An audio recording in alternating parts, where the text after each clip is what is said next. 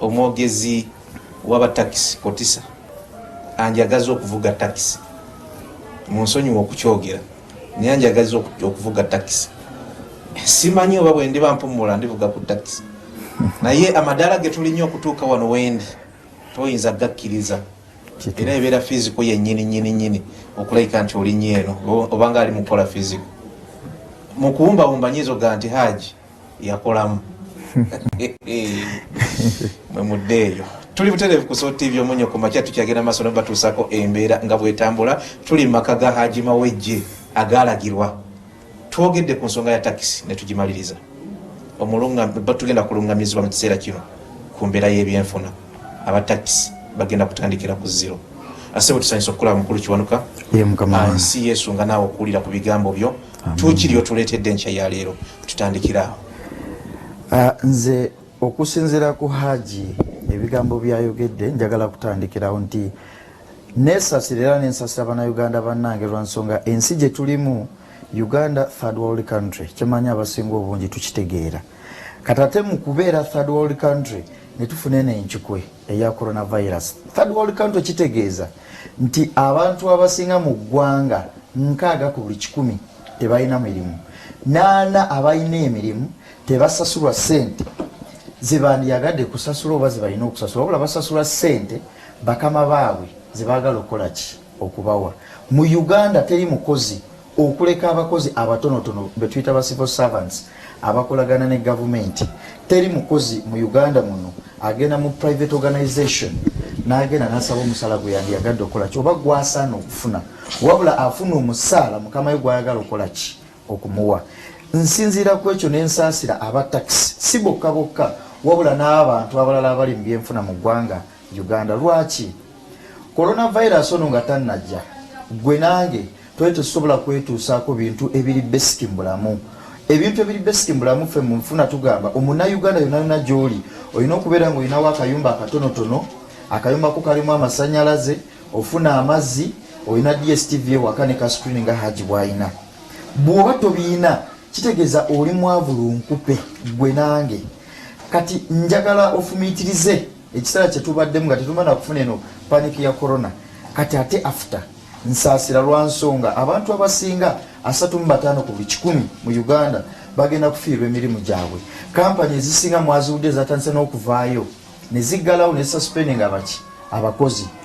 Ekitegeeza nti coronavirus wanaggwerako abantu abawera miliyoni 2 ku bakozi abali mu Uganda bagenda kuddamu buto okunoonya emirimu. Nkakasa essaawa zino ne Salt Media erina okuba nga erina abakozi abamu be yasigaze ewaka. Ekitegeeza nti oyo omukozi ate kati private organizations zino ekizibu ekyamaanyi kyezisinza okukola abakozi ba government bo abali ku forced leave essaawa zino bakyasasulwa. Naye abakozi abakola mu private organizations bo abali ku forced leave tebakola ki? Tebasasulwa, bali waka. Forced leave bamusazeeko. Kati n'ebiwandiiko tulaba birabe ku WhatsApp biyitangana nti company gudi abakozi bayo bakoze eki ebagobye. Eno embeera gye tugendamu mbi nnyo era Haji musaasira nga wensaasira omunnayuganda omulala kubanga kati tax agakyali mu nkuubo tax zirinza okutandika okusasula omusolo ogwali kugenda mu Utoda naye kati nga gusasula omusolo nga gavumenti ekireese mu mechanism ey'okuzikendeza tax eziyingira ekibuga nga bagamba buli ayingiza emotoka entono ne tax alina okusasula omusolo okuzikendeeza. Bwe tuba tutuuse mu eyo embeera simanyi munnayuganda wagenda kudda. Actually okyoyogedde kituufu nti paaka enkadde bwenaaba emaliriziddwa okukolebwa egenda kuba ya receipt nga bwolaba bw'oyingira Makerere akuuma ako n'ossaamu kaadi n'ogenda n'obaako gy'osasula n'ojja n'ofuluma n'olaga ne bakuggulira.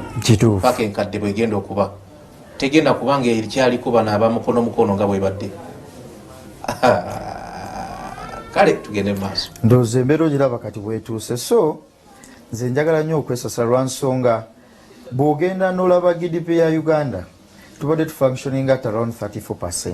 Naye ng'olaba service sector yesinza ocontributing ekintu ekinene almost 50%. Ne tudibwako industry ne tugenda ne mu agriculture. Naye kati corona pandemic eno ehitinze nnyo service sector. Nti abantu abakola mu service sector kababa abasawo essaawa zino abeetaagisibwa malwaliro abamu tebakola. Abasawo abakola be bali ku front line abalwanisa corona pandemic. Naye kati bano abasawo aba clinicians abali mu buno obulwaliro obulalala around Kampala bali waka lwensonga tebakyafuna baki balwadde. Service sector eri hit permanently. Nenze kyengenda okusaba omukulembeze w'eggwanga ebintu byakoze byamagero bingi mu kiseera kino okusobola okutukuma nga tukyali balamu n'okusobola nti tukyasobola kati okujja ku sooti ne twogera gabadde maanyi ge ne gavumenti. Naye era nja kumusaba tassa mukono lwansonga kati ekintu ekisobola okununula kati ffe bannayuganda essaawa zino kwenforcinga minimum wage law. Minimum wage law twagiina era mu 2015 omubaka eyali ayitibwa Honorable Alinitwe sikyamuwulira ebiseera bino yeyagireta mu parliament lwakajala. President waffe n'asooka girejectinga n'agaana ogikola kyo okugisayininga n'agamba nti already yakolebwako mu minimum wage advisory board. Kati nze nsaba omukulembeze w'eggwanga enforcing minimum wage nti ne wetuba tuvuddemu eno embeera abo abatono abalina emirimu abasasule bulungi. Nze wonsasula obulungi nja kusobola okuteekawo akaduuka ku kkubo lyaffe. Wenteekawo akaduuka ku street yaffe nja kakasa nti nina omwana ku kitundu gwe mpadde omuki omulimu akatuulemu. Naye naffe abakola wetutaasasule bulungi kitegeeza ne buno bu small scale enterprise bwetugenda okuteeka tebugenda ku function nga tebugenda kubaawo. Kati oyo omwana oyo ali ku street zaffe akakalimu akatono ke yansobodde okukola tagenda kakola ki tagenda kakola. N'ekirala nja kusaba omukulembeze w'eggwanga akirowoozeemu loan business incentives okusikiriza abakozi abali loko okwongera okuteekamu sente mu business zaabwe bawevingeko ku tax levels bakendezeko ku musolo. Ekyewunyisa mu Uganda eno nti ogenda okusanga foreign investor ate nga yalina tax what holiday ng'ateekawo business. Naye gwe omunauganda gwe nga gwe Mutebi ng'oyagala kuteekawo business bagenda kubirika omusolo gw'otakola ki bakere na kubiri bakuggalewo. Nsaba batule wansi beroozi bagaye nti nedda abannayuganda essaawa zino abafunctioninga mu factories industries n'omuntu wa bulijjo agenda okuteeka wali ka kiyosiki bw'oba obadde omucharging emitwalo 3 municipality level omucharging emitwalo 3 oba town council emitwalo 3 kati bamucharging sinse 10,000 sinakindi bamuleke basooke bamuwe kwota y'omwaka yonna ekole ki etambule alabe ng'asobola okwezza eki engulu. Otherwise bwe tuba tetwebeereddeemu tugenda kulaba nga bizinesi zaffe zonna ezisinga zikoze eki zigaddewo. Akedi nzigale okumala emyezi kati 2 plus taxi ziri down okumala emyezi gyegimu n'ebifo ebirala ebitundu ebintu ebirala ebintu bye-expiringa engoye ezimu bwe batazikuba pompombo zoonooneka endala bwe batazigololera zoonooneka endala bwe bataziyisaako mazzi zoonooneka. Bannayuganda yembeera mu bagenda okutandikira kam 26 omwezi guno abo abatonotono bagenda okuteeba.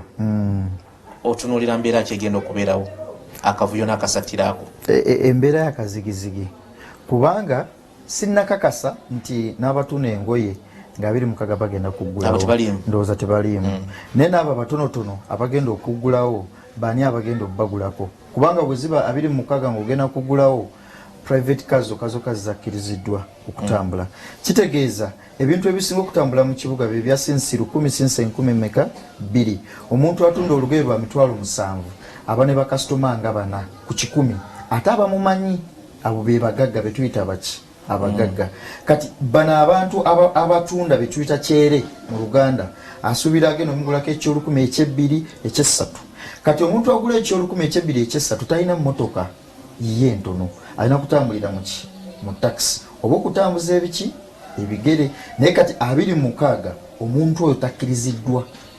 Omuntu kasitoma avuga emmotoka entono alina abantu bagulako tagenda kugulako oyo muntu atunda ebyo ebintu ebyekyere byengezezako okukola kyokugamba nti ne bwe tunagulawo nga 26 era business functioning egenda kuba ntono nnyo lwansonga abagenda okuggulawo bajja bulwa abaguzi tebagenda kubaayo.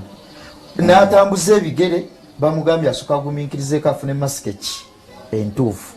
Kitegeeza abatalina masike entuufu tagenda kuyingira Kampala agenda gula biki genda gula byamaguzi akaseera kagenda kuba kazibu. Wabula nze amagezi gempa nti Parliament yali eyisiza ebibuga ebirala ng'ogyeko Kampala nga Kampala agenda kusigala nga ali capital city. Nze nsaba parliament kino ekintu ekiba nga kyayisibwa ne kigazeetingibwa kibeere kirina okubeera enforced lwa nsonga nti bw'oba oyisiza ebibuga ne bibeera bingi n'abakozi bagenda kuba bangi n'abo abantu abandiyagadde okuva mu Mbale bajje e Kampala bajja kutuula mu site yaabwe. Abantu abandiyagadde okuva e Mbalala bajje e Kampala bagenda kutuula mu site yaabwe. Ono coronavirus atukubyemu naye ngero omukulembeze w'eggwanga wazayogera tulina ate ebirungi ebirala byetugenda okukola ki okufunamu mu economy nti kati essaawa zino olaba industry zaffe zitandise okukola ki okufuluma. Uganda etandise okubeera self dependent, etandise okufulumya ebintu byayo nga tekubidde mu America si mu bikola ki biweereza. Uganda etandise okusolvinga crisis ku lwayo nga tekubidde UN nduulu. Ndozo kiraye nti tulwanyisiza obulwadde, tulwanyisiza enzige, amazzi kuleke Victoria geeyongedde gassa envula abantu, America ina ebizibu byayo naye Ugandan government yeri ku front line yeri mu kulwa. Tonalaba mu Ngereza ajja kutukola ki kudduukirira nti coronavirus atuyigiriza ate si ffeffeka n'ensi ezitulinaanye insistance okuyiga okubeera ki self dependent. So yesaawa ebibuga biteekebwe mu nkola, yesaawa abaka babizzeeyo babiteese kubafulumiza bagamba ebibuga bagenda kubirwaninga batya nga tebyayisibwa mu financial budget yakola ki eyayita. Yesaawa bwe bagenzeko mu seatings ne bayita supplementary budgets zetuludde okwebegabidde obukadde 2 lwaki tebayisa bibuga ebigenda okuyamba abantu then ne bitandika okufunctioninga so that omuntu atudde e Mbalala tazunga na kujja nawa na Kampala asigale kubanga webakuwa city kitegeeza kuliko ne other infrastructure zebagenda okukuwa service centers zebagenda okukuwa zobadde onoonye e Kampala naye nga zigenda kubeerawa mu kitundu kye. Omuganda wagambira nti wagwe kutewabula bulondererwa abajja okulonderera babeera bangi. Exactly. Era kijja kendeeza ku bantu abeeyiwe ennyo mu Kampala nga buli omu ayingira kibuga. Iye mukama wange tonnaba kutuuka kusiibula naye onaatera okusiibula nga tonnaba kusiibula katono nnyo abatakisi bagenda kutandikira mu mbeera emu, bagenda okutandika ne bizinesi zigenda kutandikira mu mbeera eyo. Nga munabyanfuna kiki wandisabye gavumenti abantu ngabe bakolere nga batandika okukola nga bagulawo bizinesi zaabwe. Ekyokubiri bw'omaliriza omwami birungi agenda kubanga asiibula n'oluvannyuma tuddeewo osiibule tusiibule bannaffe bagende maaso n'okubatesa kuzamu ku kibuuzo. bizinesi zigenda okutandika ezisinga ziri ku zero kati. Wandirowoozezza nti batandike batya kendeeza ku miwendo gya bintu kugamba simanyi kati nga katugambe woteeri emmere bagikendeezeko basikiriza abantu okulya sooka obutuwe ku magezi ku nsonga ng'eyo. Kakati bizinesi ezigenda okugulawo ngenda kuzisaba ziteeke mu nkola ebintu ebyongeza ekitunzi mu bizinesi. Ekimu ku byo kukendeeza miwendo nga bw'okyogedde nti woba otunda mmere kendeeza emiwendo. Kyemanyi kuba takisi bagenda kwongeza kuba waba atuuza abantu 2 ku muto nga bulijjo abadde atuuzaako 3 ajja kwagala okusika ssente z'ono owokusatu atakola ki ataliiko. Naye kyenja okubasaba okufunamu bo bennyinnyini beekendeeze nti takisi weba mu driver awo sijja kukkiriziganya na Haji. Takisi weba mu driver tesaana kondakita bw'oba oyagala okufunamu lwa nsonga kana akasente kobadde kubanga kati bino abatakisi okuvuga nga bakoma ku stage entonotono nabyo ndaba bigenda kukola ki kuvaawo nti ninye takisi yange nva nansana ate banjiddemu ku masitoowa ekyo kigenda otherwise bagenda kugamba bw'oba oviramu ku masitoowa ogenda kusasula 15,000 wema kutwala Kampala 10,000 kati ebyo bigenda kukendeera. Actually mu kiseera kyetubaddemu kino gavumenti ebadde egezesa abantu basobola okutambuza ebigere nti ye, abantu basobola okuvuga obugaali nti ye, abantu basobola okubeerawo nga tebatambudde bwaba teyeetaaga kutambula kuba Bannayuganda abamu babadde batambula ne watali nsonga. Ekyo nakyo ekigezesezza nti ye ekisoboka. Abantu basobola okubeerako ewaka nti ye, abantu basobola okubeerawo without tukaŋŋambe kino na kino na kino na kino nti ye. Neekomekereza abantu basobola okubeerawo nga bavuga bugaali nti ye, era obugaali bulinde kituufu.